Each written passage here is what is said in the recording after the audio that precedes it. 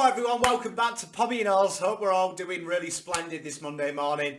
If you are new around here, please drop a like, please drop a subscribe. It is really helping out the channel. We're smashing it at the moment, 2,180 I think we're at the moment, which is absolutely phenomenal. If we can get that to 2.2 by next week, that would be grouse. So thank you very much for the support. You can go a step further, become a member of the channel. Link is in the description. If you are on iOS, you will have to click that. Other than that, welcome back, and it's great to have you here. We got a 1-point win against the Hawks, and there's a lot to digest, really, isn't there?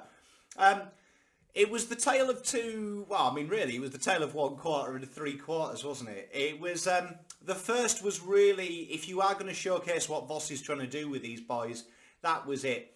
The pressure was up, the ball movement was good, they were going at nearly 80%, kicking efficiency, they looked really sharp, it was short and sharp.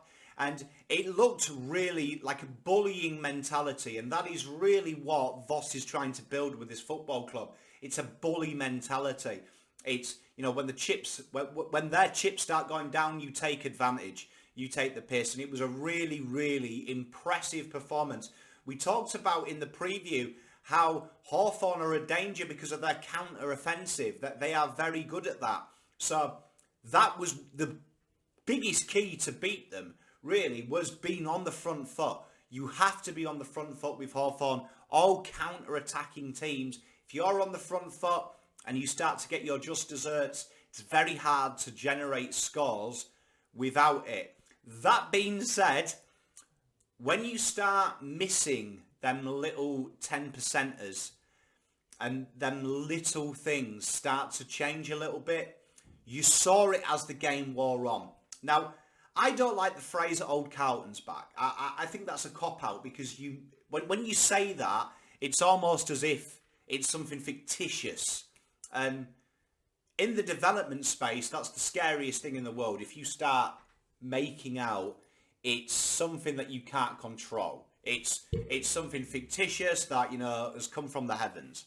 So let's have a look a bit more. And as you can see, this week's matter of stats is a little bit different, and we've got to have another slide in a minute to go into a little bit more detail and show you guys and girls what we mean by it. But Hawks recorded a pressure rating of 200 in the fourth, an average of 188 for the final term from their average this year of 160. As we said, they aren't a heavy pressure-based team.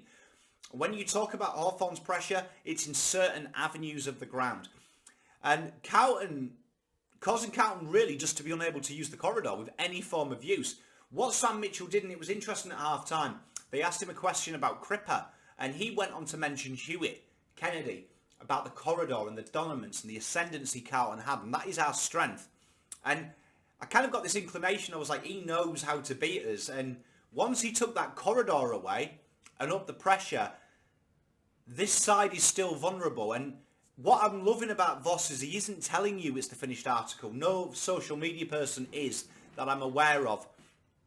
It's getting better, but it's a little bit like, I'll give you an example. When you work with a sales team and they've never made commission, and times are tough. Times are tough, and you sack the sales manager and they bring someone in the interim. Your hardest thing is trying to motivate these people because they have so many memories of negative that all it takes is one bad experience for them to ruin all the retraining you've done, because the memories are fresh of failure. And what you saw when Carlton weren't able to do that was, in the first, it was really good. Everything was going well. Yeah, this works. Slowly, they started to go about 2 metres back. And if you look at the first to the second quarter, look at Carlton's average positioning. It's about 2 metres further back. Reason being, CJ, Sam Frost, Hardwick and Co, Sicily, they were intercepting. They were taking Carlton's strength away in the second. And they started to see that run through the corridor. So they bought themselves more time. It's logical. The problem is under Voss's system, like all pressure-based systems, you have to be bold. You have to be brave. If you watch Klopp, if one person doesn't press, game over. You're caught out the back. What you do if you press as a side, you risk being caught out the back, but you are asking for a very good pass. And Mitchell flooded the corridor, this second slide, with that added pressure, made the entries too shallow. So Carlton naturally wanted to be in their defensive. And what you see with this side, and this is a real, this might sound negative, but this is the biggest positive for Voss.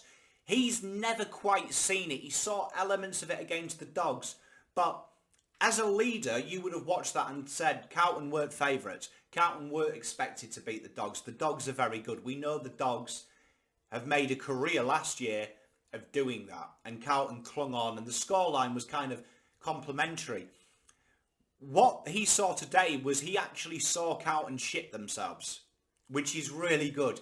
Now, that isn't coaching what you saw. That is inherent, because you saw it disappeared at the breaks and then came back.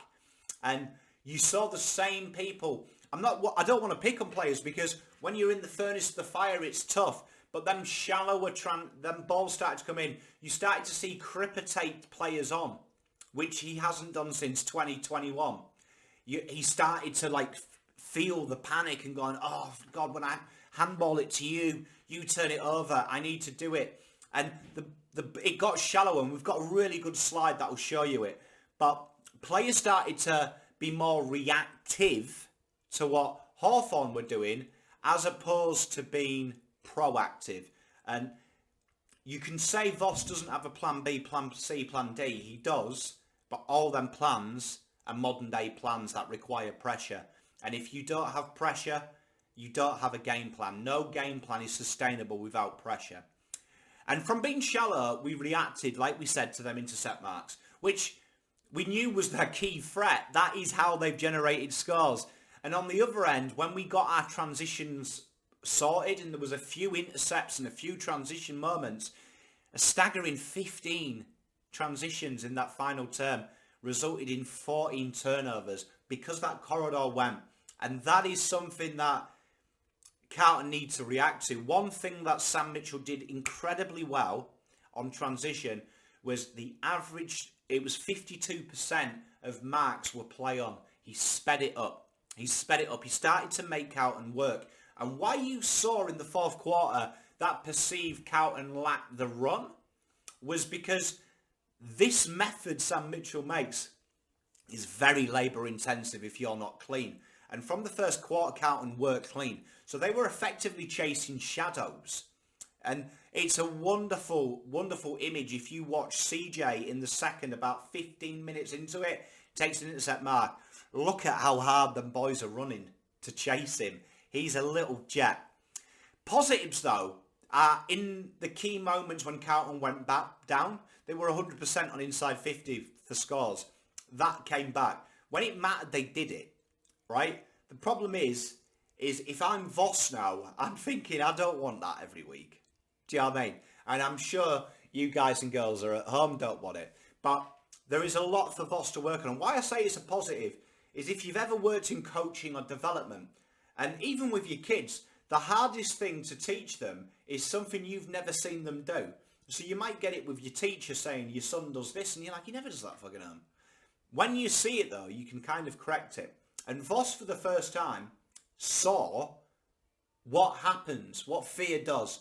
And you know what? Credit to Hawthorn. Absolute splendid system. Sam Mitchell, very clever. Very clever. And that is exceptional game IQ. Exceptional game IQ.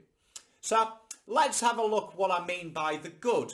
Now, what you've got here is what we talk about what Carlton are really strong at. Now, these midfield change scores are one of our biggest, they are our biggest scoring point of view. And if you see this red here, what you're seeing is that's where Carlton look to, on average, penetrate their kick inside 50.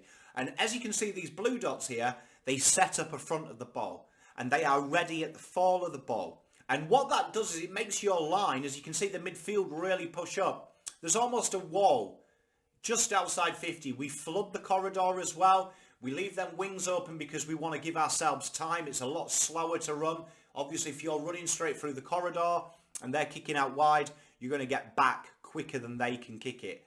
Now, what happened if in this next slide, is from the first quarter. Now, these are the average positions, and what I've done here is shown you that kick came shallower. As you can see, the midfield started to drop into the corridor.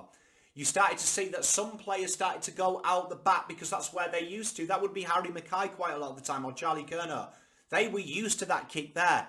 And what this did is Carlton kind of sat back, and at times, from the eye and just doing some measurements, looking at footage, raw footage, Carlton were about 13 metres at times further back than they were. What you saw here was Operation Klingon. That's what you saw. Mentally, their brains went, fuck, I've been here before. Been in winning positions. And CJ's killing us. I reckon when they saw CJ, they had flashbacks, a lot of these boys, to Willir and Lear. And they were like, he's killing us.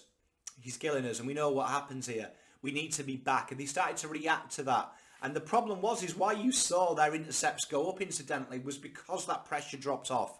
Because the players weren't around there. It was very easy. A lot of them intercept marks for CJ and Frost in particular were uncontested because it was so shallow. And the problem is when it is so shallow like this, and the way Mitchell had set up, they had numbers out.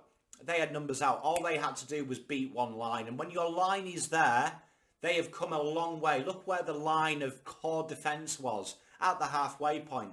At that point there, they have made half of the ground. Territory isn't an issue. If you get to there, and you imagine once they get to there, that's where it gets a little bit tough. They get that inside 50. That is a brick wall now. And you are pegged in. And you saw it time and time again. And on this next slide, we'll see it. Carlton want to go in that red zone.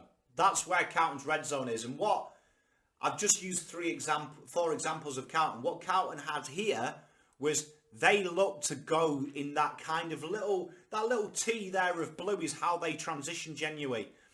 Now all they had open to them was the wide part of the ground, the fat part of the ground. They hemmed us in really well. And how do you fix it, Pommy? I suppose is the next question. Is it something to worry about? It's not really something to worry about. It's not, because this win will have done them a hell of a lot. A hell of a lot, because when you talk about Old Carlton, they would have got dicked that game. The fact that they kept that to 7 points lead for Hawthorn at one stage, 5-point lead for Hawthorn at one stage, is a miracle amongst itself. And it was a lot of fight. How it fixes is twofold, really. One, it's how Voss approaches training. And I thought Voss's takeout in the press conference says a lot about why he's a good coach. Glass half full. He talks about character. That has showed character. What he will have learned from that is he's got to drill these players a little bit to really back the system in. Really back the system in. And when the shit hits the fan, keep going. Keep going. And it's going to be tough. But what you've got to understand is how Hawthorn play is very individual to them. And no disrespect to Hawthorn, you ain't going to win flags in the modern day way doing that way. You may cause a few scalps, you may upset a few people, but that needs a bit of gloss, as demonstrated by us winning. What we do will win you flags. And when it's done perfectly, and I'm talking probably a season away, once that is fully lit and these memories are gone, it's fine. You've got to remember Carlton have got like a 28, they've got players there with like a 30% win ratio, man. So I'm not defending Carlton. I'm always going to be critical when it comes to structure because the structure died. But my indication here is it isn't coaching because it does work. Where before it didn't work. It only worked if all the variables were in our favour. This does work. And we've seen that because we've had high pressure against us. We've had 180s, 190s. We've been fine. We've scored freely with it. This here was a real masterclass from Mitchell. And we just weren't quite at the races. And it's going to be interesting with what Voss does. But I think the big second fix for this from Voss is to treat this kind of like a loss in a way, in its learnings. I think JSOS summed it up where he said Durden summed it up where he said it's a lot better losing. It's a lot better learning a lesson when you win. And they learnt an important lesson today, that when they shelve away and they try and cling on and hold on And that is an old Carlton mentality. You've got to remember these guys are coming from 13th. It's going to be a fucking huge issue. It's going to be a huge issue. Now, back to this slide here on the transition. If you look at the left and the right-hand side, genuinely that is someone like Sard and Williams. Now, what Carlton really lacked this game, and I know a lot of people will say, oh, we miss Mitch McGovern. To an extent, we probably did, but we still had the similar transition numbers, which would say to me that the biggest issue was Adam Sard. And that became very one-dimensional. Now, we know I'm a fan of Boyd, but I've said it all along. He's way away. If you go back and watch the VFL video, said he's still a bit away. Obviously, he had to come in. And I love Boydie. But for me, Boydie's very samey to Williams, Doc, and himself. They like to play the ball out. I thought at times what Carlton really lacked and what really bailed us out against the Doggies is when players play heavy forward presses, we mastered the Doggies one. And Doggies, for me, is the best forward press in the AFL. Was we ran. We ran through it. And that is a very good way. That is probably the best way to beat it. If you've ever watched my scouting reports, it's something that I drill home. Forward press, the best way to do it is you've got to just run through the line. Just got to man it up and run through it. I thought we really missed him. I think we can cope without Mitch McGovern for the 4 weeks. I think it's a bit of an issue, but I don't see it as a concern. I really don't see it as a concern as having that Sard there. I think Sard was a huge loss because we became one-dimensional, and that's where that wing kick came, because the corridor wasn't there, and you can't kick out of that all the time. You need to mix it up with handballs. It's interesting that because of the pressure, the handballs started to go forwards, and they kind of got lost between a rock and a hard place. I felt like if Sard was there with the way Doc was playing, he would have got us out of a lot of trouble. But, I mean, all in all, the positives are we won. And that's what I want you to take home. It wasn't a pretty win. It wasn't the best win you'll ever see. But from a psychological standpoint, I reckon you'll see a reaction. And you know when we used to see Carlton lose? I reckon you'll start to see that reaction when we've lost as a win this week. And I'm very confident going into Gold Coast. I'm very confident. And hopefully now people will start to listen to me to say that when I'm worried, start to worry. At the moment, these things are very fixable, and they've been fixed in game prior to this. Scoreboard pressure is the biggest thing, and that's something that Carlton have generated to this game. So, for me, nothing to worry about yet. You're 3-0. Remember that. So, I do enjoy the wins. Lots to work on, though, but as you can see there, it's logical. It's explainable. Let me know what you thought. Did you enjoy it? Are you excited about the Suns? I can't wait. I hope to see you soon. I can't wait to see the preview for you all. Pop out.